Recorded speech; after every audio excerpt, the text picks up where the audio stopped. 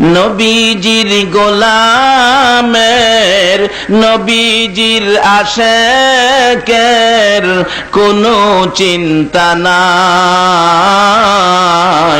চলো নবীজির জান্নাতে মদিনাতে যাই। বলুন, চলো নবীজির জান্নাতে মদিনাতে।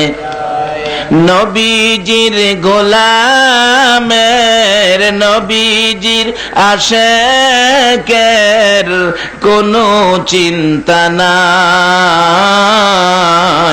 চলো নবীজির জান্নাতে মদিনাতে যাই। চলো নবীজির জান্নাতে মদিনাতে যাই। সাল্লাল্লাহু আলা সাইয়্যিদিনা মুহাম্মদ ওয়া আলিহি। সাল্লাল্লাহু আলা সাইয়্যিদিনা মুহাম্মদ ওয়া আলিহি আসহাবিহি। আল্লাহুম্মা সাল্লি আলা সাইয়্যিদিনা মাওলানা মুহাম্মদ ওয়ালা আলি মাওলানা মুহাম্মদ। আল্লাহুম্মা সাল্লি সাইয়্যিদিনা মাওলানা মুহাম্মদ ওয়ালা আলি সাইয়্যিদিনা নবীর মায়া ছেড়ে মানুষ কোথায় আছো বুঝি না।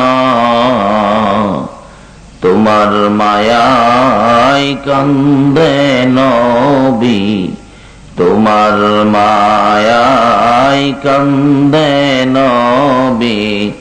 শুয়ে সোনার মদিনা। আল্লাহুম্মা সাল্লি সাইয়্যিদিনা মাওলানা মুহাম্মদ ওয়ালা আলি সাইয়্যিদিনা মাওলানা। কবে জানি ডাক আসিবে এই বাড়ি ঘর সারিতে। আপন পোশাক খুলে খুলে সাদা কাফন পরিতে। আল্লাহুম্মা সাল্লি সাইয়্যিদিনা মাওলানা মুহাম্মদ ওয়ালা আলি সাইয়্যিদিনা মাওলানা। বলগল উলা বিকামালিহি কশফাদ দুজা বিজামালিহি হাসনাত জামিউ খিসালিহি সাল্লাল্লাহু আলাইহি। বাবারা ভাইয়েরা, কষ্ট হইতাছে আপনাদের? আমি এখনো ভূমিকার মধ্যে রইলাম, আলোচনার সামনে একটু লম্বা হবে, একটু কষ্ট কি করতে রাজি আছেন? সবসময় তো ঘুমাবেন, কালকেও ঘুমাবেন, একটা রাত্র দেন। এই রাত্র হয়তো আর কয়টা হায়াতের মধ্যে আছে আমরা কি কেউ বলতে পারি? আজকে এখানে বসা, এমনও হইতে পারে কালকে এমন সময় সাদা কাফন পরে কবর। যদি এই রাত্রগুলো নবীর ভালোবাসায় নিয়ে কবরে যেতে পারি, বলুন আমাদের ভাগ্য ভালো হবে না খারাপ হবে? কবরে যাওয়ার সময় নবীর নামের একটা দোহাই দিতে হয় কিনা? নাকি কোন নেতা নেত্রীর দোহাই দিলে চলবে? বর্তমানে তো তত্ত্বাবধায়ক সরকারের দোহাইও দেওয়া যায় মনে হয়। দেওয়া যাবে কি? কোন দেওয়া যাবে না কেন? যার কথাই ঢাকা থেকে চট্টগ্রাম পর্যন্ত রাস্তার দুই পাশে বিল্ডিং ভাঙ্গা পরিষ্কার, এরকম ব্যক্তির দোহাই কবরে দেওয়া যাবে না? যাই দিব হেরেও ধরবো, যার দোহাই দিব হেরেও ধরবো। শুধুমাত্র একজন ব্যক্তিত্বের দোহাই কবরে দেওয়া যায়, সেটা হলো বিসমিল্লাহি ওয়া আলা মিল্লাতি রাসূলিল্লাহ। নাকি কে কোন পার্টি করেন, কে কোন দল করেন, এই পার্টি দলের নেতা নেত্রীর নাম কইলে ছাইরা দিব না। কাজী যার দোহাই কবরে মুক্তি পাওয়া যায়, এই নবীকে চিনা আমাদের দরকার আছে কিনা? কারণ কয়দিন থাকবেন এই দেশে? আমাদের আগে যারা আসছিল তারা চলে গেছে, আমরা যারা আছি আমাদেরও যাওয়ার বিষয় পড়ছে, শুধু খালি ফ্লাইট ডেটটা বাকি। ফ্লাইট ডেট কবে জানি কার ফ্লাইট ডেট হয়, আর মসজিদের ইমাম সাহেব মাইকে ঘোষণা দেয় আগামীকাল সকাল 10:30টায় আব্দুল মালিকের শেষ বিদায়ের অনুষ্ঠান। বলুন অনুষ্ঠানটা কি হবে? জানাজা। দেখবেন একটা বিমান আছে মসজিদে থাকে, সাইরিফায়া বিমান, এটা তেল মোবিল লাগে না। বাংলাদেশ বিমানে সৌদি যাবেন আপনাকে হাফ ডাউন টিকিট দিবে, কাতার যাবেন হাফ ডাউন টিকিট, কুয়েত যাবেন হাফ ডাউন টিকিট। মসজিদের কোনায় যে একটা বিমান থাকে এটার মধ্যে কিন্তু হাফ ডাউন টিকিটের ব্যবস্থা, শুধু কি যাওয়ার টিকিট, আসার টিকিট আগে যারা গেছে কেউ আসে নাই, কেউ আসে নাই। আমাদের দেশে একটা প্রচলন আছে গলা কাটা ভিসা, আছে না? আমার এক সম্পর্কে আশপড়শী ভাই লাগে, হ্যাঁ বিদেশ গেছে, 8 দিন পরে দেখি বাড়ি। কি রে বেটা, 2 লাখ টাকা খরচ করে বিদেশ গেলে এখন বাড়িতে কান্দে, সব শেষ। কিসে? এয়ারপোর্টে ধরাত পড়ছি, গলা কাটা ভিসা, 8 দিন পরে আবার ভাড়ায় দিছে। আচ্ছা, আপনাদের এই এলাকায় কবর থেকে 8 দিন পরে আইসা বলতেছে আমার গলা কাটায় ভিসা কবরে দিছে, এই খবর পাইছেন কেউ? ফাইনাল ভিসা, গলা কাটা ভিসার ব্যবস্থা কবরে নাই। এই ভিসা প্রত্যেকেরই আইসা পড়ছে, শুধুমাত্র ফ্লাইট ডেটটা বাকি। কবে জানি কার ফ্লাইট ডেট হয়ে যায়, কবে জানি কার বাচ্চা এতিম, বাবা বাবা বলে কাঁদবে, কবে জানি কার স্ত্রী বিধবা হয়ে যায়, কবে জানি কার বিছানা খালি হয়ে যায়, কবে জানি কার অফিসে কালো নিশান উড়াইয়া দেয়। বলুন এই সময় প্রত্যেকের আসবে কিনা? তার আগে লন সম্পর্ক করি ওই ব্যক্তির সাথে যার উপর আল্লাহ নিজে 24 ঘন্টা দুরূদ শরীফ পড়ে। এই নবীর সাথে সম্পর্ক থাকলে লাভ হবে না লস হবে? তাই আসুন, তাই বলতেছিলাম এই নবীর ভালোবাসায় ভারতের জমিনে সে পাকিস্তানি যুবক আব্দুর রশিদ নবীর সরাসরি সাক্ষাৎ। নবী কথা দিয়েছেন আমার পাশের বিছানায় ঘুমাবে। এই নবীর ভালোবাসায় কি লাভ হবে না লস হবে? তাই বলতেছিলাম আসুন এই নবীর পক্ষে আসুন। এই দেশ ছেড়ে দিতে হবে। নবী ছাড়া কবরও যায়েন না, নবী ছাড়া নামাজে যায়েন না, নবী ছাড়া হজ করতে যায়েন না, নবী ছাড়া মাদ্রাসায় যায়েন না, নবী ছাড়া মসজিদে যায়েন না, নবী ছাড়া কবরও যায়েন না, নবী ছাড়া হাসরে যায়েন না, নবী ছাড়া মিজানও যায়েন না। কোন ইবাদত করে নবী ছাড়া যত ইবাদত আছে কোন ইবাদত দিয়ে আমার আল্লাহ খুশি হবে না। বাস্তবে আসুন না, উত্তম ইবাদত নামাজ। আপনাদের এই এলাকায় উত্তম ইবাদত কিসেরে বলে? সারা পৃথিবীতে বল উত্তম ইবাদত নামাজ। এর মধ্যে সারা দিনে 5 ওয়াক্ত নামাজ। প্রথম ওয়াক্তটা হলো ফজর। প্রথম ওয়াক্তটা ফজরের নামাজ কয় রাকাত? 4 রাকাত নামাজ। কিভাবে পড়বেন বলুন তো? 2 রাকাত সুন্নত, 2 রাকাত। আচ্ছা, সুন্নত আগে পড়েন না পরে পড়েন? আচ্ছা, আগে পড়েন কেন? আগামীকাল থেকে আমি বলে দিলাম পরে পড়বেন। আপনারা কি মানবেন? মাশাআল্লাহ, খুশি হলাম। মৌলবীর কথাও মানি না, আল্লাহর বিধানই রাইট। কি কর? আল্লাহর সিস্টেম রাইট, মৌলবীর কথা মানবেন না। ওখান দেশের মৌলবীর কথা মানে, মৌলবীর কথা মাইনা মানুষ নবীরেও আবুল তাবুল কয় না। নবী আমাদের মতো মানুষ, এই সেই নানান কথাবার্তা কয়। নবী আমাদের মতো মানুষ হইব কেমনে? মা আয়েশা সিদ্দিকা বলেন নবীজি একদিন পায়খানা মুবারক আদায় করে আসছেন। পায়খানা মুবারক, পায়খানাকেও শুধু পায়খানা বললে বেয়াদবি হয়, মুবারক বলতে হবে। পায়খানা মুবারক আদায় করে আসলে মা আয়েশা বলেন আমি দেখতে গেলাম আল্লাহর হাবিব, আল্লাহর দোস্ত, যার খাতিরে সব, এই নবীর পায়খানা মুবারকের রংটা জানি কেমন, পায়খানা মুবারকটা একটু দেখে আসি। মা আয়েশা সিদ্দিকা রাদিয়াল্লাহু তাআলা আনহা কিছুক্ষণ ঘোরাঘুরি করে দেখে আসলেন, কই পায়খানা মুবারক তো নাই, মনে হয় পায়খানা করে নাই। ঘরের মধ্যে এসে টেনশন ফিল করতেছেন। আচ্ছা, আয়েশার মনে কি নবীজি কি জানতে বাকি আছে? নবীজিকে আয়েশা কি খবর? হুজুর না কিছুই না। না কিছুই না কইলেই হবে না, আমি নবী জানতে বাকি নাই, বলো কি খবর? হুজুর ভাবছিলাম আল্লাহর বন্ধুর পায়খানা মুবারকের রংটা কেমন দেখতাম, গেছিলাম। হুজুর আপনি কি পায়খানা করেন নাই? নবীজি হাসে, পায়খানা করছি তো, কই দেখলাম না তো। রাসূল বলেন আয়েশা তুমি ভাববো না আমি তোমাদের মতো একজন মানুষ। আমি নবী পায়খানা মুবারক আদায় করার সময় এই জমিনটা হা করে থাকে আমি নবীর পায়খানা খাওয়ার জন্য। আমার পায়খানা করতে দেরি, জমিন খাইতে দেরি করে না। যেই নবী পাকের পায়খানা মুবারক খাওয়ার জন্য জমিন পাগল, আর আমরার পায়খানা কুত্তাও খায় না, অথচ আমরা তুলনা করি নবী আমাদের মতো মানুষ।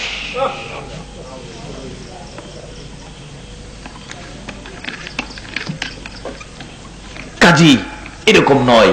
আসুন আমরা নবীকে নবীর জায়গায় রাখি।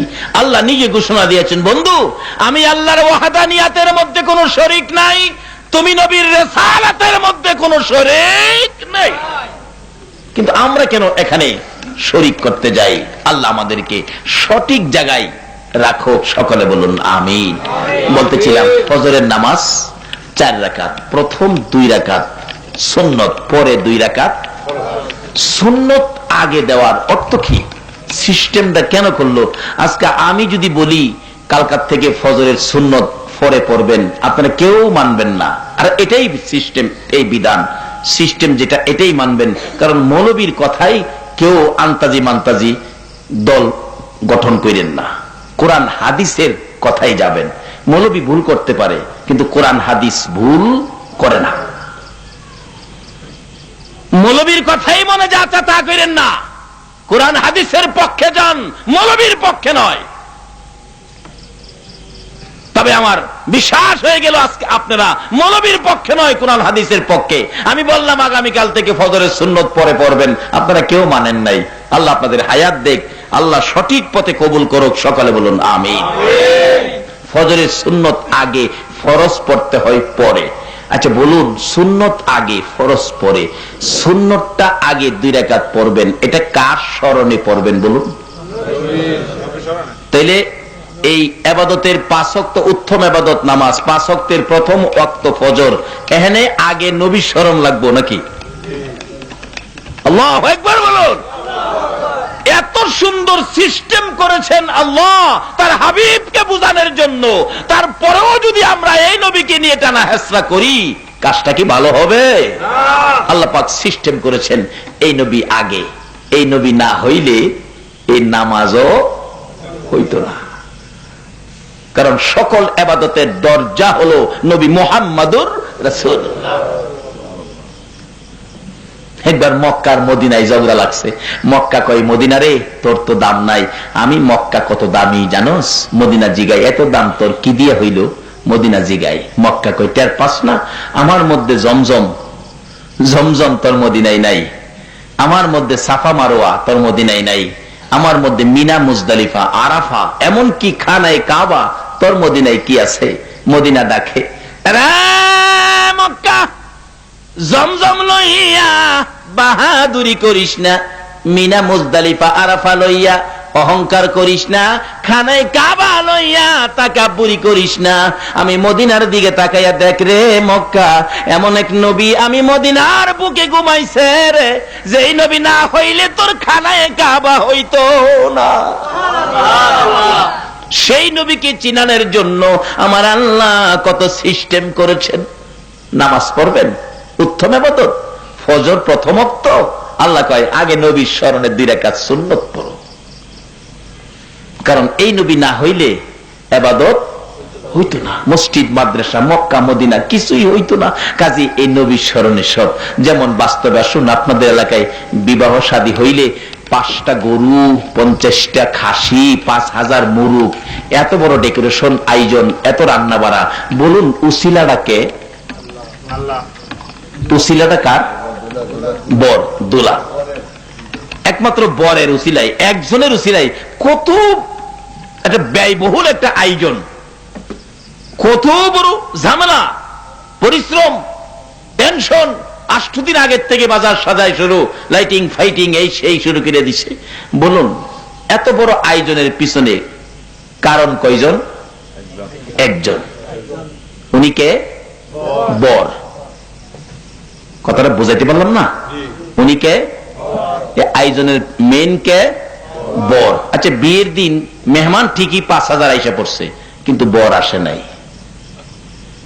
আচ্ছা আপনারাই বলেন, আপনাদের দেশের বিচারে বলুন, বর আসে নাই, মেহমান 5000, মেয়ের বাবা কি এই মেহমান খাওয়াইব? মেহমানের দিকে চাইতেই না, খালি দেখবো গিরে গিরে বর কই, কিরে ভালো বরের খবর কি। এমনি দেখে বরের বাবা আইছে, বিয়াই কি খবর, ছেলে কোথায়? বিয়াই মনে দুঃখ নিন না, খানা দানা খাওয়ান, ছেলে আজকাল 8টার ফ্লাইটে মালয়েশিয়া চলে গেছে। আচ্ছা বলুন মেয়ের বাবা, এ আয়োজন কি ছেলে পক্ষের কাউরে খাওয়াইব? যদি একটু গরম হয় লাড়ি লইব, কইব তোরা না খাওয়াইয়া কুকুরে খাওয়াইলাম। এত আয়োজন, মেহমান, মেহমানের মর্যাদা নাই কেন? যার খাতিরে মেহমান ইনি সাথে নাই। তাই আল্লাহ বলছে যার খাতিরে ইবাদত, এই নবীর সুন্নত 2 রাকাত। আল্লাহু আকবার বলুন। যার খাতিরে ইবাদত, এই নবীর সুন্নত আগে যদি না লাগাও, আমি আল্লাহ খুশি না, তোমার ইবাদত কবুল করি না। এই নবী হলো আমাদের নবী, যে নবীর নবুয়তির কারণে সকল নবীর নবুয়তি পাইলেন। আজকে সেই নবীর উম্মত আমরা যে কত দামি। আল্লাহ ঘোষণা দিয়েছেন, বন্ধু তোমার একজন উম্মত দুনিয়ার জমিনে থাকতে দুনিয়াটা ধ্বংস হবে না, কিয়ামত হবে না। তবে বিজাতিরা মাঝে মাঝে দাও দেয় কিয়ামত করত। একবার আইছিল না চট্টগ্রাম, আসে নাই কিয়ামত কয়েক বছর আগে? নির্ধারিত টাইম করে দিল কোন বিজ্ঞানী, দুনিয়া বলে কিয়ামতে যাবো, দুনিয়াটা হের বাপের। আর হ্যাঁ এরকম কি আমরা মুসলমানও দেখছি মাশাআল্লাহ জিনিসপত্রের দাম বাড়াই লেছে। কয় মুখ তারিখে তো শেষ, যা খাইবার খাইলা। জি ফুলা কবরদা বাড়িতে নাইছে, নাতি নাত কর দেখা যাইতো, ইমান হারা হয়ে গেছে। নাউজুবিল্লাহ। বলুন কোন বিজ্ঞানীর কথা সত্য হবে না রাসূলে পাকের কথা সত্য হবে? রাসূল তো কিয়ামতের নমুনা দিয়ে গেছেন, বহু দূরে আছে কিয়ামত। এগুলি আজকে আলোচনা নয়, কিভাবে হবে কিভাবে আসবে এটি অন্যদিন। আসুন আমরা সেই নবীর উম্মত, যে নবীর উসিলাতে কুল কায়নাত। আজকে সেই নবীর আদর্শ মুসলমানদের কাছে নাই বিধায় আজকে মুসলমানদের অধপতন। যেই নবীর উম্মতের এত সহজে আল্লাহ পাক মাপ দিয়ে দেন। আমার আলোচনাটা ছিল সেখানে, তারপর আমি কোরআন শরীফ থেকে যা তালাওয়াত করেছি, হাদিস শরীফ থেকে আলোচনায় যাইতেছি, একটু লম্বা হয়ে যাইতেছে। আপনাদের কষ্ট হয় না তো? আবার একটু কষ্ট করেন নবীর পক্ষে। নবী যদি না খাইয়া আপনার আমার জন্য পেটে পাথর লাগাইতে পারে, আমরা কি একটা রাইতের কিছু সময় দিতে পারবো না? যারা এই নবীকে চিনেছে নিজের জীবনটা পর্যন্ত দিয়ে দিছে, আমরা শুধু রাত্রের কিছু সময় দিব, রাজি আছি না? তাই আসুন, বলতেছিলাম আমার নবী রওনা হলেন। এই নবীর ভালোবাসায় কি পাইবেন সেটার পরেই আমি আমার বাস্তব আলোচনায় যাচ্ছি। সঠিক পথ রাসূলের পথ, সঠিক পথ রাসূলের আদর্শের পথ। কাজে এই পথটাকে ধরতে পারলেই আমাদের মুসলমানদের শান্তি, মুসলমানদের বিজয়। এবার নবীজি যাইতেছেন আবু বকর সঙ্গে। মুখের মধ্যে হাত বুলাইলে, আগে বাড়িঘর ছিল না, এখন বাড়িঘর। কথাটা খেয়াল আছে? এখন তো বাড়িঘর দেখা যায়। হুজুর একটা বাড়ি তো দেখা যায়। রাসূল বলেন তা যাও বাড়িতে কে আছে দেখো। একটা দৌড় দিলেন, যায় দেখে বাড়ির গেটে যে নাম লেখা, আচ্ছা নামের থেকে কে মুসলমান, কে ইহুদি, কে খ্রিস্টান, কে হিন্দু বোঝা যায় না? বাড়ির গেটে নাম লেখা নিবারণ চন্দ্র সাহা, তাহলে আপনারা কি মনে করবেন? হিন্দু। একটা বাড়ির গেটে নাম লেখা চৌধুরী মোহাম্মদ আব্দুর রহমান, এটা কি ভাববেন? মুসলমান। আবু বকর বলেন বাড়ির গেটে নাম দেখে বুঝে ফেলেছি এই লোকটা ইহুদি, কারণ ইহুদির বাড়ির খাউন মুসলমান খাইতে পারে না। দৌড়া এসে পড়ছে, ইয়া রাসূলুল্লাহ বাড়ি আছে ঠিক, কিন্তু খাবার সম্ভব হবে না। কেন? গেটের মধ্যে নাম দেখিয়েছি, নামে বুঝি ফেলেছি লোকটা ইহুদি। ইহুদির খাবার না খাইয়া মইরা যাবো হুজুর, খাইতাম না। রাসূল বলেন এত পেটে খিদা, একটা কাজ করো, কি দেখো না বাড়িতে কেউ আসেনি, যাও। বাড়ির দিকে তাকায় দেখে আবু বকর একটা মহিলা দেখা যায়, পালঙ্গের মধ্যে বসা, খাটের মধ্যে বসা, খাটের নিচে ছোট্ট একটা ছাগলের বাচ্চা, আর কেউ নাই। হুজুর দেখলাম একটা মহিলা আছে বাড়ির ভিতরে, ছোট্ট একটা ছাগলের বাচ্চা আছে, আর কিছু নাই। রাসূল বলেন, আবু বকর রে, মহিলাটাকে বলো ছোট্ট বাচ্চাটা দেওয়ার জন্য, আমরা দুইজনে দুধ খাইয়া দেই। সুবহানাল্লাহ। বাচ্চা নিজেই ঠিক মতো খাড়াইতে পারে না, নিজেই দুধ খায়, আর রাসূল কয় এটাতে বলে দুধ খাইব। যেই নবীর আঙ্গুলের ইশারায় আকাশের চাঁদ দুই টুকরা হয়, যেই নবীর আঙ্গুলের ইশারায় মৃত ঘাস জীবিত হয়। আল্লাহু আকবার বলুন। এই নবী কি বাচ্চা ছাগল থেকে দুধ খাইতে পারবে কিনা? সেই নবী তো আমাদের নবী, যে নবীর উসিলাই কুল কায়নাত, যে নবীর উপর আমার আল্লাহ নিজে 24 ঘন্টা দুরূদ ও সালাম প্রেরণ করতেছে। আবু বকর নবীজির নির্দেশে বাড়ির গেটে যে ডাকে, মা, মা গো, আপনার ছাগলটা দিবেন, আমরা একটু দুধ খাইয়া দেই। আচ্ছা, এই কথা শুনলে মহিলা হাসবে না কাঁদবে? হাসে আর কয়, তোমার নাম কি? আমার নাম আবু বকর। তুমি কি পাগল? এটা নিজেই দুধ খায়, এটাতে তুমি দুধ খাইবা করতে? আচ্ছা, এটার মধ্যে দুধ নাই, এটার থেকে দুধ বাহির করে খাইতালে আপনার কোনো দাবি আছে? আর দাবি থাকবই কেন? এটা তো দুধ নাই, নাই, এটার থেকে আমি বাহির করব, আপনাদের কি? কিন্তু নবীজি বাহির করার ক্ষমতা আছে নেই? বাচ্চাটা দেন না, দুধ খাইয়ে দেই। মহিলা কয়, এটা নিজে দুধ খায়, এটাতে বলে দুধ খাইবো, তো দেওয়া দরকার। বাচ্চাটা বাহির করে দিলে, নেন দুধ খান, দুধ খান, দেখি কেমনে দুধ খান। কিন্তু দুধ কি আবু বকর খাইবো না রাসূলের কাছে নিয়ে যাইবো? নবীজির কাছে নিয়ে গেলেন। ইয়া রাসূলুল্লাহ, বাচ্চাটা আনছি। মহিলাটা পিছে পিছে আইসা বাড়ির গেটে দাঁড়ায় রইছে, দেখি কি করে। দেখি বাচ্চাটা নিয়ে, ছাগলের বাচ্চাটা নবীজির কাছে দিলে, নবীজি বাচ্চাটা নিচে রাইখা দুইটা হাত বাড়াইছে, আল্লাহ, আমার আবু বকর পেটের খিদা, আমারও পেটের খিদা, আবু বকর খাইবো, দুধের ব্যবস্থা করো। আচ্ছা, নবীজি এইভাবে ডাকলে আল্লাহ শোনেনি না? কারো কোনো সন্দেহ আছে? বিন্দু মাত্র নয়, মুহূর্ত দেরি হয়। আল্লাহ পাকের দরবারে নবীজি ডাক দিতে দেরি হয়, আল্লাহ পাক রহমত বরকত দিতে দেরি করে না। আজকে যদি সেই নবীরে চিনতে পারতাম, সেই নবীর পক্ষটা ধরতে পারতাম, তাহলে মুসলমানদের উপর বিপদ আসতে পারে না।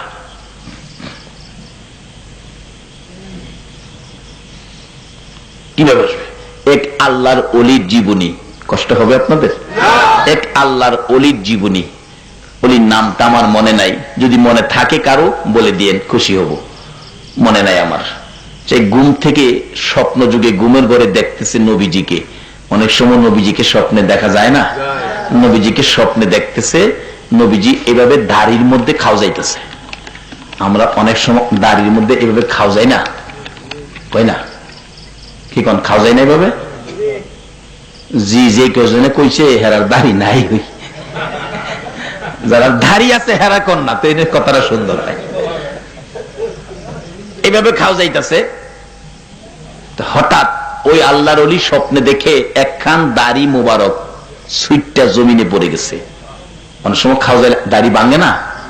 ওই আল্লাহর ওলি কই নবীজির দাড়ি মোবারক সুইটে পড়ে গেছে, এটা জমিনে থাকতে পারে না। স্বপ্নেই দাড়ি মোবারক ধরছে, ধইরা মুট করে ঘুমের ঘরে ঘুমিয়ে আছে। ওই আল্লাহর ওলি বলেন, আমি ঘুম থেকে উঠে দেখি, আল্লাহর কসম, নবীজির দাড়ি মোবারক দিয়ে আমার হাতের মধ্যে এখনো আছে। আসলে নবীজির স্বপ্নটা স্বপ্ন নয়, এটা বাস্তব। নবীজিকে যদি কেউ দেখে থাকেন, এটা নিশ্চিত স্বয়ং নবীজিকেই দেখেছেন, আর আপনার জন্য জাহান্নামের আগুন হারাম করে দিয়েছেন। আজকে একটা দরখাস্ত করব সকলকে নিয়ে, এই বৃষ্টি বাদলের দিনে মাহফিলের আয়োজন, আর আপনারা কষ্ট করেছেন, আল্লাহ যেন আর কিছুই যদি নাও দেয়, নবীজিকে যেন একদিন আমাদেরকে স্বপ্নে দেখায় দেয়। কি বলেন? এই দাবিটা আল্লাহর কাছে করতে আপনারা রাজি আছেন না? আসলে একটা টার্গেট সামনে রাখেন, টার্গেট ছাড়া কোনো কিছু হয় না। দেখছেন না, হানার দিনে বিশ্বকাপ ক্রিকেট খেলে এক বেচারা ব্যাট করতে নাইমা 230 রান করছে। যারা পরে ফিল্ডিং থেকে আইসা ব্যাটিং এ যাইতেছে, হেরা টার্গেট কত হয়েছে? 231 টার্গেট নিয়ে খেলে। দেখছেন কিভাবে 231-এ যাইব। তো একটা টার্গেট তো আমরা করা দরকার, খালি ওয়াজ শুনবেন আর বাড়ি যাবেন গা, এটা তো হয় না। একটা টার্গেট মাহফিল পিছে করবেন। আজকাল টার্গেটটা লন করি, নবীজির একদিন স্বপ্নে দেখুন। কি কোন আপনারা আছেন নি টার্গেটের মধ্যে? নারে তাকবীর, নারে রিসালাত, নারে গাউসিয়া। আজকাল সকলের টার্গেট হলো নবীজিকে একদিন স্বপ্নে দেখা। এক এক দিন এক একটা টার্গেটে যাবেন। আজকাল টার্গেট নবীজিকে স্বপ্নে দেখা। যাই হোক, আসুন আমার আলোচনায় যাই। এবার বাচ্চা নবীজির হাতের নিচে, নবীজি দোয়া করতেছেন। বলুন, নবীর দোয়া আল্লাহ কবুল করেনি? আল্লাহ, আবু বকরের পেটের খিদা, দুধ খাইব, আমারও পেটে কিছু খিদা, ব্যবস্থা করো। আবু বকর বলেন, আমি তাকে রইলাম। নবীজি হাত মোনাজাতে থাকতে থাকতে ছোট্ট বাচ্চাটা, ছাগলটা বড় হয়ে গেছে, বড় হইয়া দুধ পড়তে শুরু করছে। এটা কোন দলের আলেম অস্বীকার করার কোন ক্ষমতা নাই। কোন দলের আলেমের অস্বীকার করার ক্ষমতা নাই।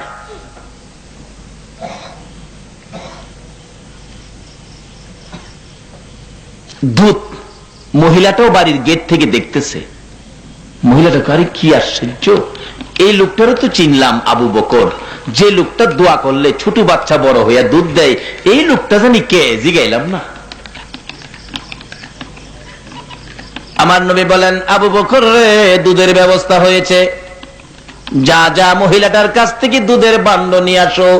বান্ড নিয়ে আসলেন, নিচে ধরলেন, দুধ দোহন করবেন। বালতি ভরে গেল বরকতের দুধে। আল্লাহু আকবার বলুন। আমার নবী বলেন, আবু বকর, পেটে খিদা লইয়া রে, খা, বেশি করে খা। আবু বকর বলেন, ইয়া রাসূলুল্লাহ, আমি আগে কিভাবে খাবো? আপনি নবী আগে খান। নবীজি আগে খাইলেন। বলুন, দুধের দাম আরো বাড়ছে কিনা? হ্যাঁ, নবী আগে দুধ খাইলেন, তারপরে আবু বকরের হাতে দিলেন। আবু বকর বলেন, নবী পাক পেট ভরে খাইলো, আমি আবু বকর পেট ভরে খাইলাম। আল্লাহর কসম, আগে যা ছিল এখনো দুধ তাই দেখা যায়। নবী বলেন, আবু বকর আরো খাবিনি? না হুজুর, আর খাবো না। তাহলে দুধ সহ, বান্ড সহ, ওই ছাগলের বাচ্চা সহ বাচ্চার মালিকের কাছে ফিরাইয়া দাও। দুধ সহ, ছাগল সহ, বান্ড সহ নিয়ে গেলেন। মা, এই জেলাও তোমার ছাগল, এই জেলাও তোমার দুধ, এই জেলাও তোমার বান্ড, সব তোমারে দিয়ে গেলাম। এবার ছাগলের মালিক মহিলাটা ছাগল লইয়া ঘরের ভিতরে যাইয়া ডাকে, ছাগল রে, কার পরশে রে? বাচ্চা ছাগল বড় হয়ে গেলে, দুধ ছাড়া ছাগল দুধ দিতে শুরু করলে, কিতাব লেখি ওই ছাগলটা একটা না 30 বছর পর্যন্ত দুধ দিয়েছে, বাচ্চা বিয়ানের প্রয়োজন পড়ছে না। আমার নবীর মধ্যে বরকত আছে কিনা বলুন? মা বোনেরা, আসো না, এই নবীর পক্ষে আসো না। কেন এই নবীর পক্ষে আসবা না? তোমরা মহিলা হইয়া যখন এই পৃথিবীর জমিনে জন্ম নিতা, মা বাবারা তোমাদেরকে কলঙ্ক মনে করে গলায় টিপে মারতো, গলায় ছুরি দিয়ে কাটতো। কোন কোন মহিলাকে জীবন্ত কবর দিয়ে দিতেন, কলঙ্ক মনে করে তোমাদের এই অবস্থা ছিল।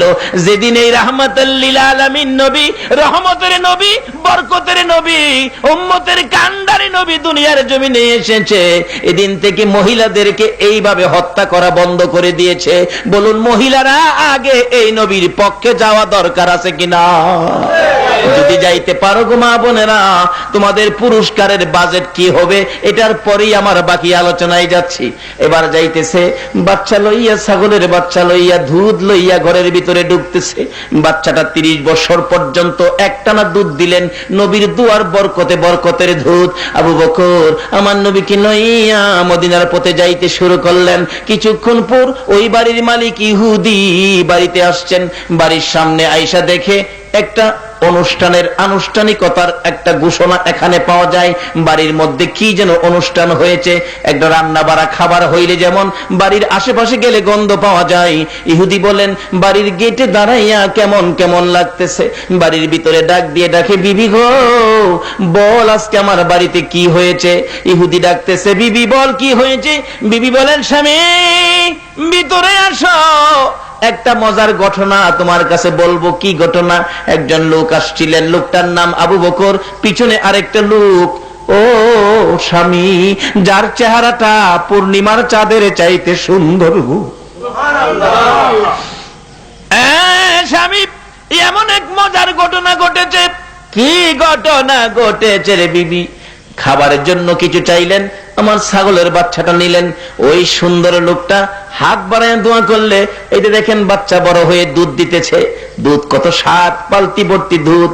ও স্বামী, যে লোকটা নিয়েছিল লোকটার নাম আবু বকর, পিছনের লোকটার নাম আমি জানি না। একটা চিৎকার মারছে ইহুদি, ও বিবি, বাড়ির কাছে সোনার খনি পাইলি রে, রাখতে পারলি না।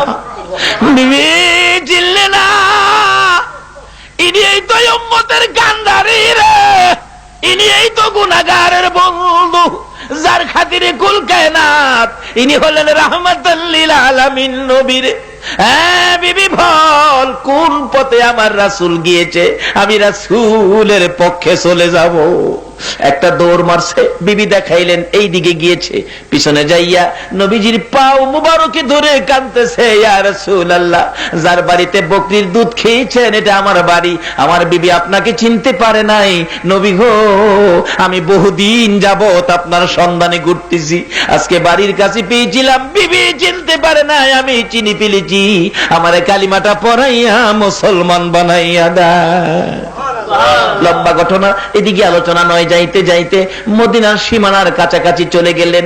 মদিনায় খবর পৌঁছে গেল, মক্কার সূর্য, মক্কার মতি, ও মদিনার মানুষ, আজকে তোমাদের মদিনার দিকে আসতেছে, মক্কার সূর্য বুঝি মদিনায় উদিত হয়ে যাবেন।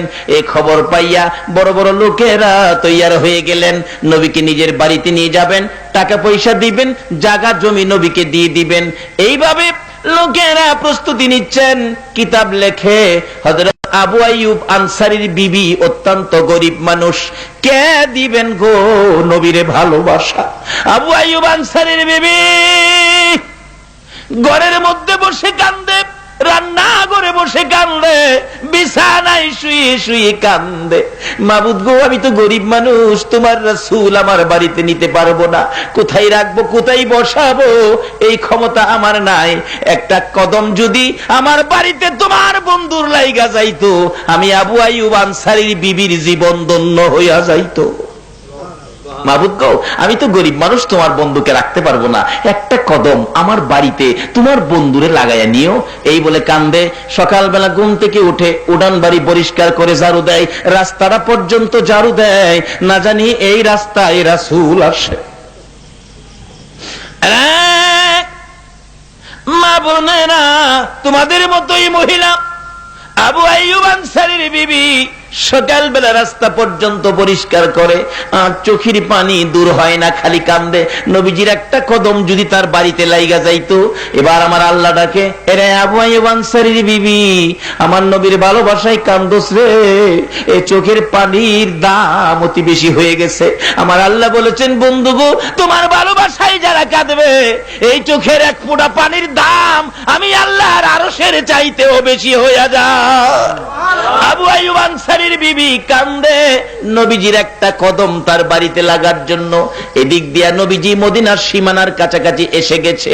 মদিনার লোকেরা, ছেলেরা মেয়েরা পর্যন্ত ওই মদিনার সীমানায় রাসূল পাওয়ার জন্য দাঁড়াইয়া রইছে। মুরব্বীরা দাঁড়িয়ে আছেন, ধনীরা দাঁড়িয়ে আছেন, গরিবরা দাঁড়িয়ে আছেন, সকল শ্রেণীর মানুষ দাঁড়িয়ে আছেন নবীজিকে দেখার জন্য, নবীজিকে বরণ করে নেওয়ার জন্য। কচি কচি বাচ্চারা পর্যন্ত, ছোট্ট ছোট্ট ছেলে মেয়েগুলি পর্যন্ত ওই মদিনার সীমানার মধ্যে দাঁড়িয়ে আছে। আল্লাহু আকবার বলো। কচি কচি বাচ্চারা পর্যন্ত আমার নবীর সুন্দর চেহারা দেখে সহ্য করতে পারে না। এখনো মক্কা মদিনায় ওই বাচ্চাদের কণ্ঠের নবী দেখার গান, নবী পাওয়ার আনন্দের গানের ক্যাসেট এখনো মক্কা মদিনায় বিক্রি হয়। মক্কাতে বেদাতের ফতোয়া নাই, মদিনাতে বেদাতের ফতোয়া নাই। নবীর আগমনের বাচ্চাদের কণ্ঠের আনন্দের গান, তলাআল বাদরু আলাইনা মিন সানিয়াতিল বিদাই ওয়াজাবাত শুকরু আলাইনা মাদালিল্লাহি দাই। মক্কা মদিনায় পাবেন ছোট্ট বাচ্চাদের কণ্ঠে এই ক্যাসেটগুলি এখনো বিক্রি হয়, কেউ বেদাত ফতোয়া দেয় না। আজকে আমাদের সোনার বাংলায় কিছু কিছু লোক বাহির হয়ে গেছে, এই নবীর শানু মানে কিছু বললে বেদাতের ফতোয়া দেয়। ক্যাসেটগুলি বাজে কোন সময় ক্যাসেটগুলি হয়েছিল উৎপত্তি। আমার নবী যখন মদিনার সীমানায় ঢুকবে, কুচি কুচি বাচ্চাগুলো কিতাব লেখে হাতে হাত ধরে, নবীজির সুন্দর চেহারা দেখে সহ্য করতে পারে নাই, হাতে হাত ধরে একবার সামনে যায় আবার পিছে আই, এমন করে সাগরের ঢেউয়ের মতো ঢেউ উঠে গেছে মক্কা নগরীতে, নবীর আগমনের আনন্দের ঢেউ।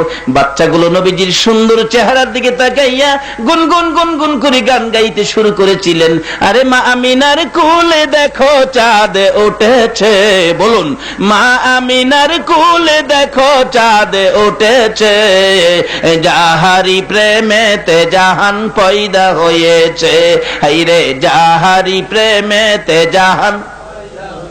মা আমিনার নয়নে মনি সৃষ্টিকুলের সেরা যিনি, মা আমিনার নয়নে মনি সৃষ্টিকুলের সেরা যিনি, যিনি পরি ফেরেশতারা সব পাগল হয়েছে, যিনি পরি ফেরেশতারা সব পাগল হয়েছে, যাহারি প্রেমেতে জাহান পয়দা হয়েছে, হাইরে যাহারি প্রেমেতে জাহান। কুচি কুচি বাচ্চারা পর্যন্ত নবীর সুন্দর চেহারা দেখে এইভাবে গুনগুন করে গান গাইতে শুরু করে দিলেন। সীমানায় আসবেন, ঢুকে যাবেন, নবীজি এমনি সময় ডাকতেছেন। বড় বড় লোকেরা, হুজুর আমার বাড়িতে আসবেন, অপেক্ষায় আছি আপনার জন্য। আরেকজনকে, হুজুর আমিও অপেক্ষায়। বলুন, সকলেই তো অপেক্ষায়। একজনের বাড়িতে গেলে বাকি জনের বাড়িতে না গেলে লোকজন কষ্ট পাবে না? আমার আল্লাহ কয় আমারে বন্ধু কাউরে কষ্ট দেয় না। এই নবী হলেন রাহমাতাল লিল আলামিন, সকলের জন্য রহমত, কাউরে কষ্ট দিতে পারে না। জিবরাইল আমার নবীর কাছে যায় বলো, নবী ইচ্ছে করে যেন কারো বাড়িতে না যায়। নবী যে উটের উপর সোয়ারি আছে, উটটা যার বাড়িতে বসবে নবী যেন তার বাড়িতে যায়। তাইলে এখন দোষ যাইব কার উপরে? উটের উপরে। নবীর কোন দোষ। এইভাবে যদি আল্লাহ নিজে তার হাবিবকে পরিষ্কার রাখে, এখন আপনি যদি কোন নবীজি আমাদের মতো মানুষ, ভুল ভ্রান্তি ভরা, দুষ্ত্রুটিয়ে ভরা, রক্ত মাংসে গড়া, তাহলে কি কথাটা কি আল্লাহর পক্ষে হইল না বিপক্ষে গেল? কাজী বিপদে পড়বেন, আযাব গজবে পড়বেন এই আকীদায় গেলে, এই নিয়তে গেলে। আসুন, আল্লাহ যাকে সম্মান দিয়েছেন, ইজ্জত দিয়েছেন, যার খাতিরে কুল কায়নাত বানাইছেন, যার উপরে আল্লাহ নিজে দুরূদ ও সালাম প্রেরণ করতেছেন, আমরা সে নবীর পক্ষে থাকবো। রাজি আছেন তো? আল্লাহ বলেন, বন্ধু তুমি ইচ্ছে করে কারো বাড়িতে যাইও না, তাইলে দোষ হইব তোমার, কারণ তুমি নবী, দোষী নবী নয়, তুমি পরিষ্কার নবী। কাজী তুমি চুপ করে উটের উপর বসে থাকো, উটের উপরে ভার দিয়া দাও, উট যার বাড়িতে বসবে তুমি তার বাড়িতে যাইবা। এখন বুয়া সাহেবের বাড়ি 5 কিরা গেছে, বুয়া সাহেব হাইরে রাসূলকে রাখতে পারলাম না। এখন তো গেছেন আপনার চৌধুরী সাহেবের বাড়ি, চৌধুরী সাহেব রাখতে পারে নাই জায়গা, উঠ জায়গা, দাহে উঠে উঠরে বস না রে পায় না। গেছে গে খান সাহেবের বাড়ি, খান সাহেবের বাড়ি তো উঠ বসে না, যাইতেছে উটের কানে আল্লাহ খবর দিছে, উঠরে কোন বাড়িতে বইস না। আমার একটা পাগলিনী মহিলা, গরিব মানুষ, আবু আইয়ুব আনসারীর বিবি, চোখের পানি দিয়া বুক বাসাইতেছে, আমার বন্ধুরা লিয়া তার বাড়িতে যা। ও মা বোনেরা, তোমরাই তো আগে নবী পাওয়ার সৌভাগ্য অর্জন করেছো। ওর যাইতে যাইতে যাইতে যাইতে লম্বা ঘটনা সংক্ষেপ করে দিলাম। আবু আইয়ুব আনসারীর বাড়ির সামনে যাইয়া উপরের দিকে মাথাটা উঠাইছে। আমার আল্লাহ বলেন, উঠ আর সামনে বাড়িস না রে, এই বাড়িতে আবার রাসূলের পাগলিনী কান্দে। উঠ আস্তে করে বাড়ির ভিতরে ঢুকতেছে। আবু আইয়ুব আনসারী একটা চিৎকার মারছে, বিবি বিবি গো, বাহির হইয়া দেখ, সোনার খনি পাইয়া লাইছিস। উঠ বাড়ির ভিতরে যাইয়া উঠানে বসে গেছে। আবু আইয়ুব আনসারীর বিবি সেজদায় পড়ে কাঁদতেছে, আমার আল্লাহ আমার ভাগ্য খুলে দিয়েছে। আবু আইয়ুব আনসারী কাছে যাইয়া ডাকতেছে, বিবি গো আর কান্দিস না, তোর জীবন ধন্য হয়ে গেছে, তোর চোখের পানি আমার আল্লাহ কবুল করে নিয়েছে। আবু আইয়ুব আনসারীর বিবি বলেন, আমি মাথা উঠাইয়া দরজায় দাঁড়াইয়া দেখি রাহমাতাল লিল আলামিন নবী পূর্ণিমার চাঁদ উদয় হইয়া রইছে। মা বোনেরা, এই নবীর ভালোবাসায় যদি আবু আইয়ুব আনসারীর বিবি এইভাবে রাসূল পেতে পারে, আমরাও রাসূলকে পেতে পারবো যদি নবীর ভালোবাসায় যাইতে পারি। বলতেছিলাম, কেন নবীর ভালোবাসা দিবেন না, যেই নবীর উসিলাই এক ডাকে আমার আল্লাহ মাফ করে দিয়েছিলেন আমার আগের কথা। তারপরে আমি যা তেলাওয়াত করেছি, আলোচনায় যাচ্ছি, আমার নবী ডাকতেছে, রে জিবরাইল, আমি উম্মত ছেড়ে আরশে যাব না। একটা মা যেমন বাচ্চা ছেড়ে, বাচ্চাটা হসপিটালে থাকলে শত আরামের বিছানা হইল, রাত্র ভরে মার ঘুম হয় না। বলুন, বাচ্চা কাছে নাই, মা কি ঘুমাইছে?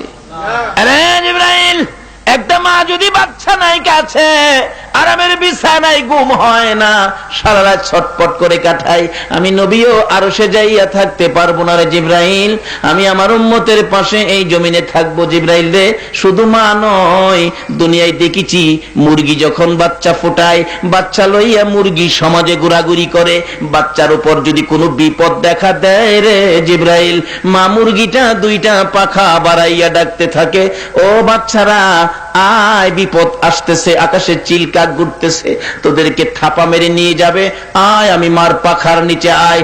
আমি মা কথা দিলাম রে বাচ্চারা, আমি মায়ের জীবন থাকতে একটা বাচ্চাও চিলকাকে নিতে দেব না। বাচ্চাগুলো এইভাবে হাত বাড়াইলে, পাখা বাড়াইলে, মা মুরগিটা বাচ্চা দেখবেন দৌড়াইয়া মায়ের পাখার নিচে ঢুকে, মা বাচ্চাগুলো পাখার মধ্যে লইয়া জিবরাইল বড় শান্তিতে জমিনে বসে থাকে। আমি নবীও আরশে যাব না রে জিবরাইল, মদিনার মাটিতে পড়ে থাকবো।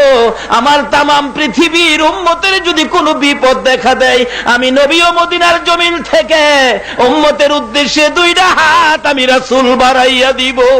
আমি আমার তামাম পৃথিবীর উম্মত গুলো হাতের মধ্যে লইয়া আমার মন চাই রে সুখে শান্তিতে পড়ে থাকবো।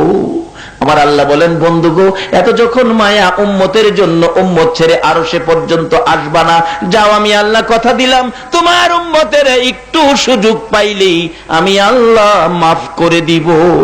তাই মাফের জন্য তো আজকের মাহফিল। আসুন, যেই মাহফিল, যার আয়োজনে এই সুযোগ আমরা পেয়েছি, আল্লাহ যেন এই আয়োজন কবুল করেন। যারা আয়োজন করেছেন তাদেরকে হায়াত দেন, সকলে বলুন আমিন। আসুন, এখন আমার আলোচনায় ঢুকি। আলোচনা অনেক লম্বা হয়ে গেছে, আর আধা ঘন্টা খানি সময় আমি যা তেলাওয়াত করেছি তার মধ্যে আলোচনা করলে আপনাদের কষ্ট হবে না তো? আসুন একটু সময় আলোচনা করি। আচ্ছা, আমি জানতে চাই, মরতে যখন হবে, এই কথাটা রাইট, মরার পরে আপনারা কোন দেশে যাবেন? এই দেশটা কি চিনেন না? তাইলে বলুন, এই দেশটার নাম কি? কবর। সবাই বলুন, দেশটার নাম কি? আচ্ছা, কবরে যে যাবেন, কবরের খবর তো কেউ নিলেন না। বাবারে, এই দেশের কত সাজানি সাজাইলেন বাড়িঘরকে, কবরটা তো কেউ সুন্দর করে সাজাইলেন না। যে কবরের বাস্তব ঘটনা 91 সনে পাকিস্তানের পীরদোহা কবরস্থানে ঘটনা ঘটেছিল, মাসিক পত্রিকা পেয়েছি খবরটা। একটা যুবক ছেলে মারা গেলে তাকে কবর কুড়ে জানাজা শেষ করে কবর নিয়ে গেলেন দাফন করার জন্য। কবরের পাশে গিয়ে দেখে পীরদোহা কবরস্থান, কবরটা বন্ধ হয়ে গেছে, অর্থাৎ মাটিয়ে বুঝাইতেছে, তোর মতো পাপীকে আমি রাখবো না। ইমাম সাহেব ছিলেন আল্লাহর ওলি মানুষ, উনি বলেন, বাবা তোমরা কবর করো নাই? হুজুর, কবর তো করেছি। তাহলে কবর কোথায়? হুজুর, কবরটা বন্ধ হয়ে গেছে, আরেকটা কবর করো। করা হলো, হাজার হাজার মানুষের সামনে, 91 সনের বাস্তব ঘটনা। কবরটা আবারও বন্ধ হয়ে গেছে। ডাকতেছে, কি ব্যাপার, কি হলো? আল্লাহর ওলি ইমাম সাহেব হুজুর বলতেছেন, ও বাবা যুবক, সাবধান হও, দেখো তোমাদের মতো যুবকের লাশ কবরে নিতে চায় না, আরেকটা কবর করো। 3 নাম্বার কবরটা আর বন্ধ হলো না। অবশেষে 2জন লোককে নির্দেশ দিলেন, কবরে নামো। নামলেন, লাশটা দাও। লাশ নিয়ে আসতেছে, কবর থেকে 2টা লোক কাঁদতেছে, হুজুর লাশ দিবার আগে আপনি একটু দেখেন কবরের অবস্থা কি। আল্লাহর ওলি বলেন, আমি কবরের পাশে দাঁড়াইয়া দেখি 2-2.5 হাত লম্বা কালো রঙের মোটা মোটা বিচ্ছু কবরটা ভরে গেছে। বলুন এই কবরে আমাদের প্রত্যেকের যাইতে হবে কিনা? অনেকের মা বাবা কবরে চলে গেছে, তাদের জন্য এই বিপদ মুক্তির দোয়া আমাদের করা দরকার আছে কিনা? আসুন বাবারা, এই কবরের চিন্তা নিজের জন্য করি, যারা কবরে চলে গেছে তাদের অবস্থার খোঁজ খবর নেই। কারণ কেন নিবেন না? মা বাবা যাদের কবরে, মা বাবা কবরে, এই মা বাবার খোঁজ খবর নেওয়ার জন্য তো কোরআন শরীফে, হাদিস শরীফে নির্দেশ আসছে। কেন নিবেন না? মা বাবা আপনার জন্য কত পাগল ছিল। আপনি চট্টগ্রাম শহর থেকে বাড়িতে আসবেন, বাসায় আসবেন, রাত্র 10টার জায়গায় 12টা হইলেও বলুন দরজাটা বন্ধ করে নাই, দরজাটা খুলে দাঁড়ায় আসিল। এই ব্যক্তিটা কে? 1 মাস ঢাকায় লেখাপড়া করে প্রত্যেক মাস পর পর বাড়িতে আসে। 1 মাসের বাইরে একটা দিন বেশি হইলে এই রাত্রে মার ঘুম হইছে না। 2 দিন পরে বাবারে পাঠাইছে, হ্যাঁ কেন হইল না খবর নাও। যায় দেখে বন্ধুর বিয়েতে চলে গেছে, আসতে পারে নাই। বাবা তুই তোর বন্ধুর বিয়েতে গেছোস, আর তোর মা বাবা তো 3-4 দিন যাবত, তুই কেন আসলি না? টেনশনে ঘুম হয় না। এত চিন্তা, এত টেনশন যে সন্তানের জন্য মা বাবা করে, এই মা বাবা কবরে থাকলে সন্তানের কিছু করা দরকার আছে না? যদি না করেন কবর থেকে ধিক্কার দিবে আপনার মা বাবা। কি বলে কিতাব লেখে, কবর থেকে মা বাবা আপনার প্রতি ধিক্কার দিতেছে। তু তাওয়াঙ্গার গারসুদি আজে মালে মা, তু তাওয়াঙ্গার গারসুদি আজে মালে মা, তু চারাগা ফেলসুদি আজ হালে মা। কিরে বাবা, আমার সয় সম্পত্তি পায়া, আমার বাড়ি পায়া, আমার জমি পায়া বাড়িওয়ালা জমিওয়ালা হইছস, কিন্তু আমারে কেমনে বুঝলা রইলি? তোরারে তো আমরা বলি নাই। 1 মাসের বেশি একদিন গেলে আর ঘুমাইছি না, কাঁদছি। আজকে আমি মা বাবারে ভুলে রইলি। মা ধিক্কার দিতে থাকে, বাবা ধিক্কার দিতে থাকে। আসুন এই কবরে মা বাবা বিপদে থাকলে মা বাবার কবরের বিপদ আজকে উদ্ধার করা হবে, এবং আমরাও কবরে যাইবার আগে একটু চিন্তা ফিকির করা দরকার। কারণ কবরে কেউ যাবে না। বন্ধু বান্ধব যত কিছুই কোন, আত্মীয় স্বজন ছেলে মেয়ে বলুন, কবরে একদিনের জন্য সাথে নিবেন এমন দরদি কি পাইবেন? পাবেন না। পাবেন যে না, তার বাস্তবে আসুন। এক বেচারা কোটি কোটি টাকার মালিক, ছেলেবেলে উচ্চ শিক্ষিত, বড় বড় অফিসার, গ্রামের বাড়িতে বাড়ি করে, সামনে পুকুর, পাশে মসজিদ, পাশে মাদ্রাসা, এতিমখানা, মাঝখানে বসে আত্মগরিমা। কি আমার মতো কার আছে? কি আছে বলো? আমার যা আছে এই এলাকায় কার আছে? আমার মতো কারো কেউ আছে? এরকম আত্মগরিমা শুরু করলেন। তাই একটা ভাই ছিল মৌলবী, মৌলবী পিছে দা গিয়া কয়, ভাইজান আপনার কিচ্ছুই নাই, আপনার কিচ্ছুই নাই।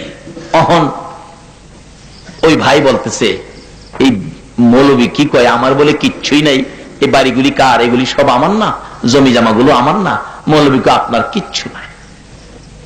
এই জন্যই মানুষ মৌলবীরা ব্যাককল খায়। মৌলবী বলে ব্যাককল। একজন নাইবে নবী আলেম রাস্তা দিয়ে হাইটা গেলে 40 দিনের জন্য কবরের আযাব বন্ধ হয়ে যায়। মৌলবী বলে ব্যাককল। মৌলবীও কয় বাইরে আমি ব্যাককল কিনা একদিন দিয়ে সুযোগ পাইলে বোঝামু। 2 ভাই একদিন জমি দেখতে গেছে। ছোট ভাই মৌলবী কয়, ভাই সবসময় তো আপনি বড় ভাই, বড় লোক মানুষ, আপনার কথাই শুনি, আজকে একটা কথা আমার শুনবেন। আমি মৌলবী ব্যাককল।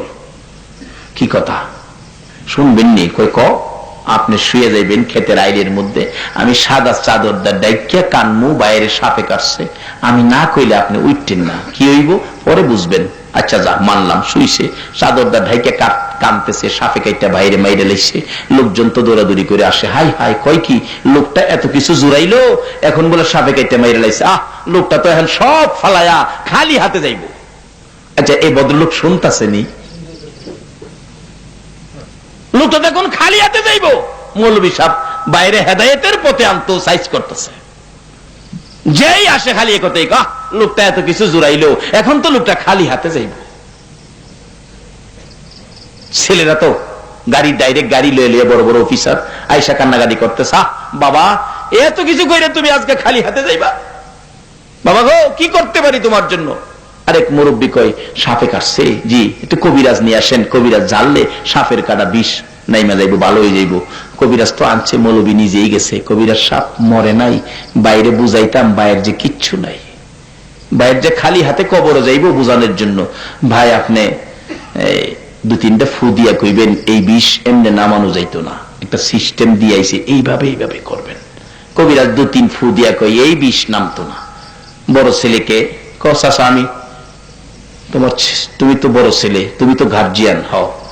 বাবারে, তোমার বাবারে তো সাপে, মারাত্মক সাপে কামড় দিছে। চাচা আপনি ভালো করেন, যা চাইবেন তা দিব। কবিরাজকে বাবারে দিয়ায় যদি বাঁচান যাইতো তাইলে মানুষ মরতো না। তবে একটা সিস্টেম বাঁচাইবার আছে। কি? মৌলবী শিহাই আনছে, তুমি তো বড় ছেলে, হ্যাঁ পায়ের কাছে খাড়াও, লাশের পায়ের কাছে খাড়াও, আমি মাথার থেকে বিষ জারতে শুরু করবো, পায়ে দিয়া বাইরিব, তোমার উপরে ঢুকবো, তুমি মইরা যাইবা, বাবা ভালো হইব। মৌলবী সিস্টেম দিয়ে আনছে। বড় ছেলে কই, চাচা যাইরেন না, রাখেন, এই বিষ যারা দিলে পায়ে দিয়া বাইরে আমার শরীর ঢুকবো, আমি মরে যাবো, বাবা ভালো হইব। তাইলে আর আমার লাভ হইল কি? বাবা বুড়া মানুষ, মরছে মরছে, বাবাই মরক, আমি বাবার ঘরে এই সংসারের গার্জিয়ান, কাজী আমি মরতে রাজি না। আচ্ছা বাবা সব শুনতাছে নি, অহন চোখের পানি ছাইরা দিছে। মৌলবী যে কইছি না আমার কিচ্ছু নাই, আসলে তো হেডাই ঠিক। সব ছেলেরা আইলো, কেউ খারতে রাজি না, বিবি সাহেব রাজি না, সব চলে গেল। অহন কবিরাজ ওয়াজ করতেছে, মৌলবী সাহেব এই লোকটা জীবনটা কি করলো, নিজের জন্য কিচ্ছু করলো না, কার জন্য এটা সাজাইলো, কার বাড়ি ভাড়া দিল এতদিন, অহন তো খালি হাতে যাইতেছে, 10টা পাই তো নিতে পারবে না। মৌলবী সাহেব এই রুগীর আরো কেউ আছে আপনজন? মৌলবী চোখের পানি ছেড়ে দিয়ে কান্দে, কবিরাজ আর একজন মানুষ আছে রে, ইনি হলেন আমাদের গর্ভধারিণী মা। মা আছে, আর কেউ নাই। মারে নিয়ে আসেন, যায় দেখে মা বড় ছেলের মৃত্যুর খবর পাইয়া গো কানতে কানতে বিছানা বিজাইছে। বুড়া মানুষ অসুস্থ, উঠতে পারে না। মা, মা গো তোমার ছেলে ভালো হবে, তোমাকে যাইতে হবে। বাবা রে, ও মৌলবী বাবা, আমারে তাড়াতাড়ি করে নিয়ে যাও। ধরে ধরে নিয়ে গেলেন, বন্ধের মাঝখানে ঘটনা, নিয়ে গেলেন। বন্ধের কাছাকাছি যাওয়ার পর কবিরাজ দেখে দূর থেকে মা ডাকতেছে, কবিরাজ যাইস না রে, আমি মা এসে গেছি। মা পাশে যাইয়া দাঁড়াইলে কবিরাজ বলেন, আপনি কি মা লাগেন? হ্যাঁ, আপনার ছেলে ভালো হবে, শর্ত হলো আপনি পায়ের কাছে দাঁড়াইতে হবে, বিষ যাইরা আপনার উপরে দিব, আপনি মরে যাবেন, আপনার ছেলে ভালো হবে। বলুন মা রাজি হইবনি? মা একটা চিৎকার মারছে, রে কবিরাজ দেরি করিস না রে, আমি মা রাজি হয়ে গেছি, আমি পায়ের কাছে দাঁড়াবো, বীর বাহির করে আমার শরীরে নয়, আমার কলিজাটার মধ্যে মাইরা দে, আমি মা মরে যাব রে, আমার বাবা রে বাঁচাইয়া দে। কবিরাজ বলেন, একই আশ্চর্য, কেউ তো রাজি হলো না, আপনি কেন রাজি হলেন? মা জবাব দেন, কবিরাজ রে, এই সন্তান পেটে লইয়া রে 10 মাস 10 দিন বড় কষ্ট করেছি, জীবনে কত রাত্র রে না ঘুমাইয়া কাটাইছি। যেদিন আমার বাবা দুনিয়ায় আসবে, ভূমিষ্ঠ হবে, প্রসব ব্যথার যন্ত্রণায় ও কবিরাজ আমি মা 3 দিন পর্যন্ত জ্ঞান হারা হয়ে পড়ে আছি। মহিলারা বালতির পর বালতি পানি আমার মাথায় দিয়ে আমাকে জ্ঞান ফিরাই আনছে। ব্যথায় অস্থির হইয়া জিহ্বা কামড়াইয়া কুচি কুচি করে ফেলেছি রে কবিরাজ। বাবা যখন দুনিয়াতে আসবে, অসহ্য হইয়া আমি মা আমার এই ঘরের মহিলাদেরকে ডেকে ডেকে বলেছিলাম, আমি আর বাচ্চার স্বাদ নাই গো, ব্যথা সহ্য করতে পারি না, একটা দাও দাও দাও দিয়ে আমি মায়ের গলা কাইটা মৃত্যুবরণ করি। মহিলারা দেখেছি দাও জাতীয় জিনিসগুলো ঘরের বাইরে ফেলাইয়া দিছে। কবিরাজ রে, আবার ডেকে ডেকে বলেছিলাম, ও মুরব্বী মা বোনেরা, আমার 2 টাকার বিষ কিনে দাও, প্রসব ব্যথা সহ্য করতে পারি না। মহিলারা আমার মাথায় হাত বুলাইয়া বলেছিল, মা পাগলামি করিস না, সন্তানের মা হইতে এই কষ্ট আমরাও করেছি, এই কষ্ট না করে সন্তানের মা হওয়া যায় না রে, এই কষ্ট করে সন্তানের মা হয়েছি। আজকে আমার সন্তান বিদায় হবে, আমি মা বেঁচে থাকবো না, না হতে পারে না রে কবিরাজ, আমি মায়ের জীবন শেষ করে দে, আমার সন্তান বাঁচাইয়া দে। বলুন এই ঘটনাটা ছেলেটা সব দেখতেছে কিনা? অহন কাঁদতে কাঁদতে মাটি ভিজাইতেছে। মৌলবী যে কইছি না আমার কিচ্ছু নাই, একমাত্র কিছু আপন পাওয়া গেছে। বলুন এই লোকটাকে মা। এবার মৌলবী ডাহে, ভাই উঠেন, এবার বলুন আপনার এই জগতে কি আছে? ভাই তো খালি কান্দে, উঠে না। উঠেন, মুখের রুমালটা সরাইছে, ওইটা কি করবো? আমি কার জন্য কি করলাম? আমার তো কিছু নাই, আমি দি কবরে যাব খালি হাতে। ছেলে মেয়ে বিবি বাচ্চা কেউ আপনার আপন নয়। যদি কবরে নিতে চান আসুন নবীর ভালোবাসায়। মা খাদিজাতুল কুবরা রাদিয়াল্লাহু তাআলা আনহার জীবনী খুলুন। আমার নবী যখন এই কোরআনের জন্য জাবালে নূর পাহাড়, মক্কা নগরীর ঘটনা, জাবালে নূর পাহাড়ের চূড়ায় নির্জনে নিরিবিলি বসে থাকতেন মা খাদিজাতুল কুবরা রাদিয়াল্লাহু তাআলা আনহা আমার নবীর জন্য, নবীর ভালোবাসায় 2টা রুটি 1 মস্ক পানি লইয়া ওই পাহাড়ের চূড়ায় উঠতেন। একদিন উঠতে যাইয়া মা খাদিজা পাহাড়ের পাথর থেকে স্লিপ কাইটা পড়ে 2টা পাও ক্ষত বিক্ষত হইয়া রক্তে লাল লাল হয়ে গেছে। কিছুক্ষণ চুপ করে থেকে খাদিজা বলেন, না, রাসূলের ভালোবাসার থেকে দূরে যাওয়া যাবে না, জীবন যাইতে পারে গো, রাসূলের ভালোবাসার থেকে সরে যাওয়া যাবে না। রক্তমাখা অবস্থায় যাইতে যাইতে ওই পাহাড়ের চূড়ায় যাইয়া দেখে আমার নবী একেবারে দুর্বল অবস্থায় চোখ বন্ধ করে পড়ে আছে। মা খাদিজা নবীজির পাও মোবারকের পাশে দাঁড়াইয়া দাঁড়াইয়া কাঁদতেছে। কান্দার আওয়াজে নবীজি চোখ খুলছে, মুস্কি মুস্কি হাসে খাদিজার দিকে তাকাইয়া আমার নবী। খাদিজা কান্দে, নবী হাসে, কি আশ্চর্য ব্যাপার। খাদিজা বলেন, ইয়া রাসূলুল্লাহ, আমি কান্দি, আপনি হাসেন। আমার নবী বলেন, খাদিজা রে, তুমি কান্দো, আমি হাসি, কারণ জাননি? হুজুর, কি কারণ? আমি আগে জানতে চাই, তুমি কেন কান্দো? হুজুর, আমি কান্দি রাসূলের ভালোবাসায় এত উপরে এসেছি, রুটি আর পানি লইয়া রাস্তায় মাঝখানে অ্যাক্সিডেন্টে পড়ে পাও ক্ষত বিক্ষত, রক্তে লাল লাল হয়ে গেছে। হুজুর, কষ্ট করে রাসূলের ভালোবাসায় আসলাম গো, আয়েশা দেখি রাসূল একেবারে দুর্বল, চোখ খোলে না, আমি কান্দি, না জানি আল্লাহর বন্ধু বিদায় হয়ে গেছে। হুজুর, আপনি হাসেন কেন জানতে চাই। রে খাদিজা, আমি হাসি আমার ভালোবাসাই তুমি খাদিজা এত কষ্ট করে 2টা রুটি 1 মস্ক পানি নিয়ে আসার কারণে রে আমার আল্লাহ তোমার জন্য জান্নাতের বাজেট করে ফেলেছে।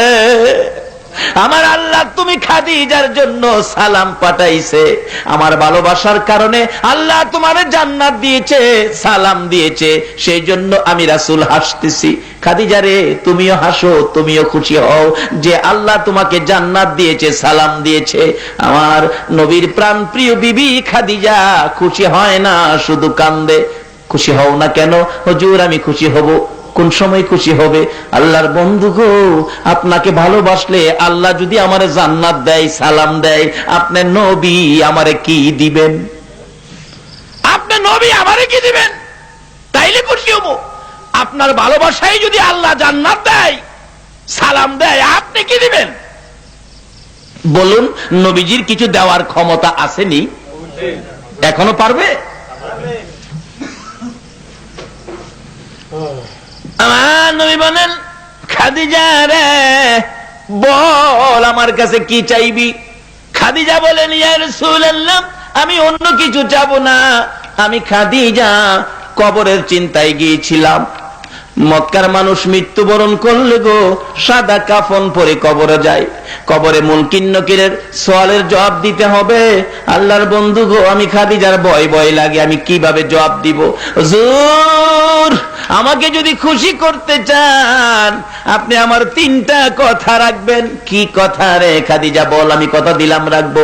1 নম্বরে হলো, আমি খাদিজা মৃত্যুবরণ করলে আমাকে দুনিয়ার বাজারের কাফন দিয়ে কাফন পরাইয়েন না, বাজারের সাদা কাফন দিয়ে আমারে কাফন পরাইয়েন না, আপনি নবীর একটা পাঞ্জাবি মুবারক আমার গায়ে লাগাইয়া দিয়ে। হুজুর গো, আমার বিশ্বাস রাসূলের জামা দেখে আমি খাদিজারে কিছুই বলবে না।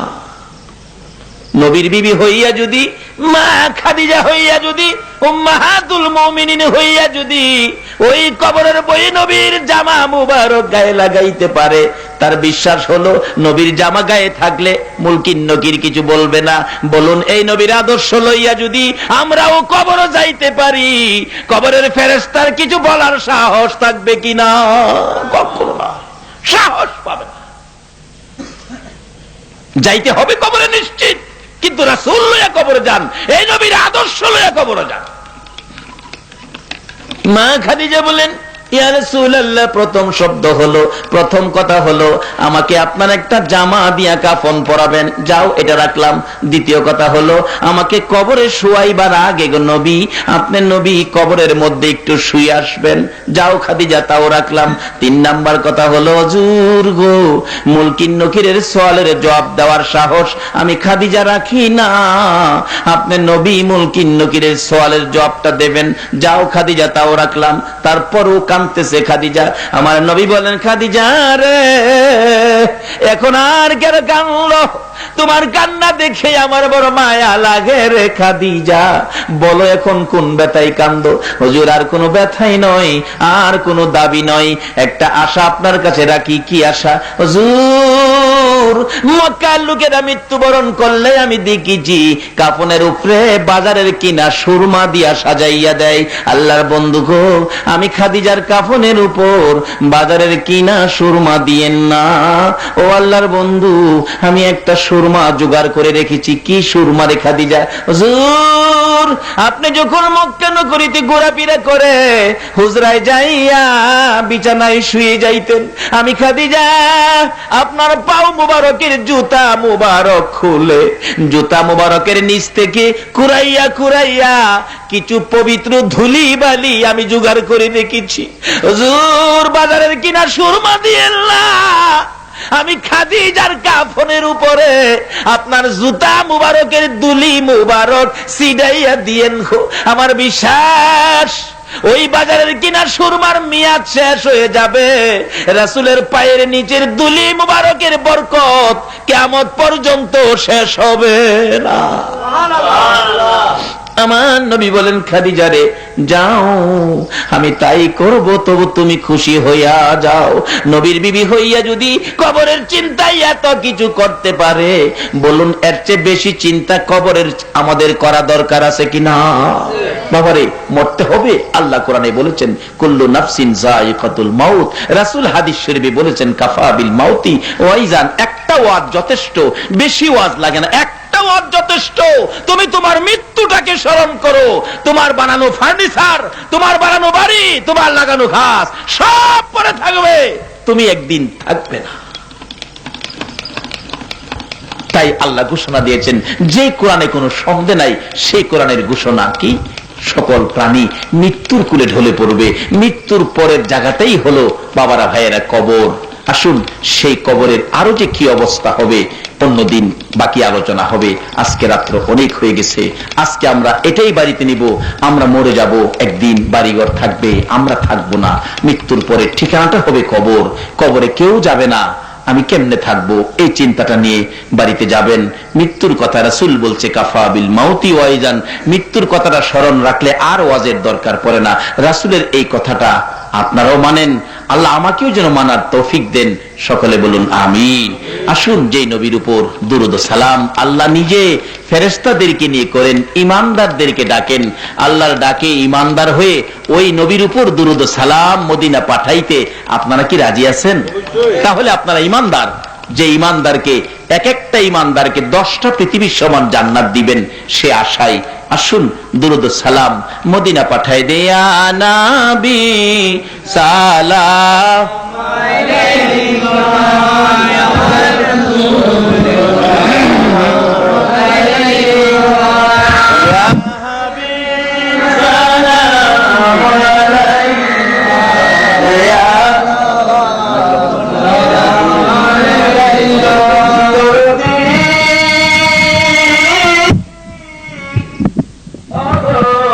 মদিনা রে, ও সুন্দর মদিনা, মদিনার পাহাড়,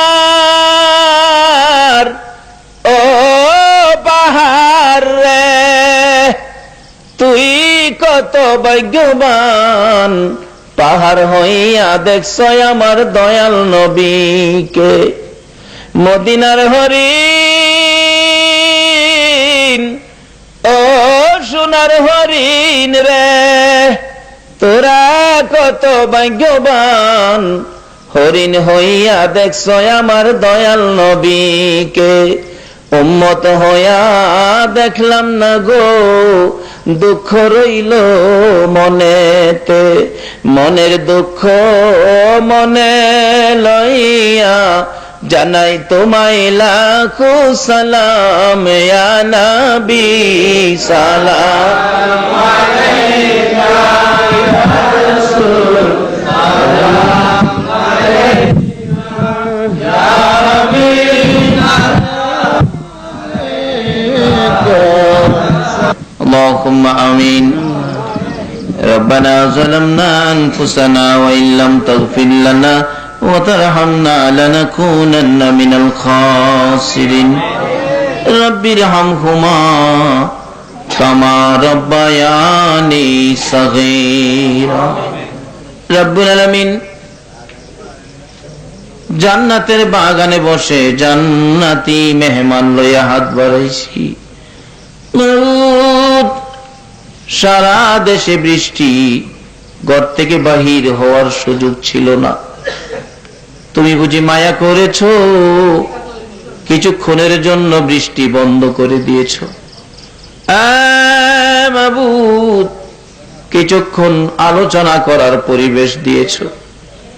তুমি যখন মাহফিল পছন্দ করেছো, কবুল করেছো, যারা এই বৃষ্টি বাদলের মধ্যে রাস্তাঘাট কাদার মধ্যে কষ্ট করে মাহফিলে আসছে, এত রাত পর্যন্ত, রাত্র 2টা বেজে গেছে।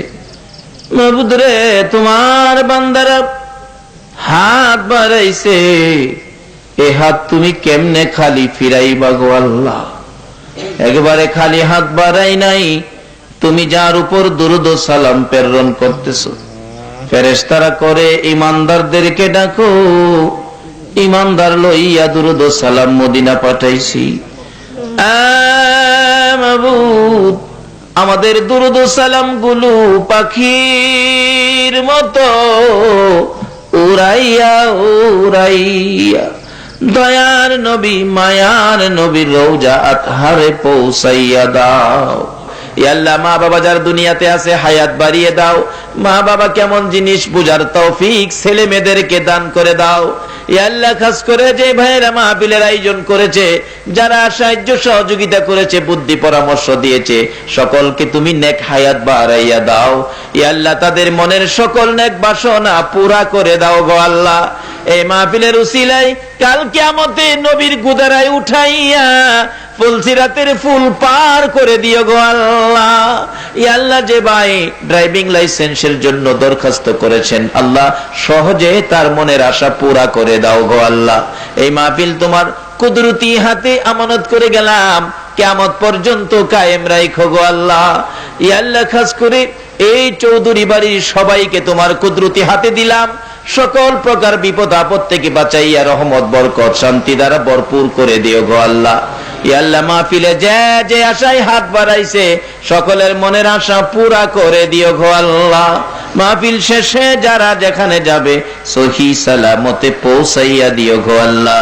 وصلى الله تعالى على خير خلقه محمد وعلى آله وأصحابه أجمعين بحق لا إله إلا الله محمد رسول صلى الله عليه